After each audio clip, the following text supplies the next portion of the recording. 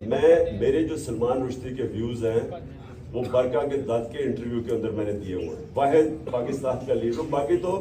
باقی تو ہمارے لیڈرز اس کے خلاف بات نہیں کرتے تھے کیونکہ مغرب میں اس کی بڑی سپورٹ تھی. تو میرے بڑے کلیئر ویوز ہیں اس سے. اور اس انٹرویو میں بھی میں نے کہا کہ اس نے 1.5 ارب مسلمانوں کی اس نے توہین کی. میں نے بڑا واضح ہے. اور میں پھر سے آپ کو ریپیٹ کرتا ہوں کہ یہ میں جو بات کر رہا تھا وہ اسپیسیفکلی کر رہا تھا کہ جو طریقہ کار ہے.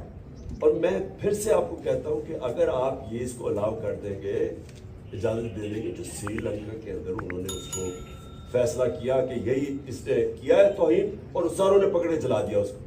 آپ کو اندازہ نہیں ہے کہ اس کو ملک کو کتنا نقصان ہوا. میں پرائم منسٹر تھا, باہر کے لیڈرز کی کالز آئے مجھے, جو لوگوں کا جو باہر کے پریس میں ہمارے کیس لکھا گیا. سو اس لیے جس وقت آپ وہ انڈورس کرتے ہیں نا, آپ دروازے کھول دیتے ہیں. کہیں بھی جا کے کوئی فیصلہ کرے جی فلاں نے توہین کیا اس کو مار دیں. اس کے میں صرف پروسیجر کے پوائنٹ تھا.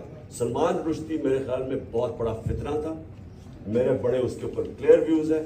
میں اس کو کہا کہ میں کبھی کسی فورم کے قریب ہم نہیں جانا چاہتے جدھر یہ فتنہ, جس کو پتا تھا کہ مسلمانوں کو ہوتے ہوئے اس سے تکلیف پہنچائی.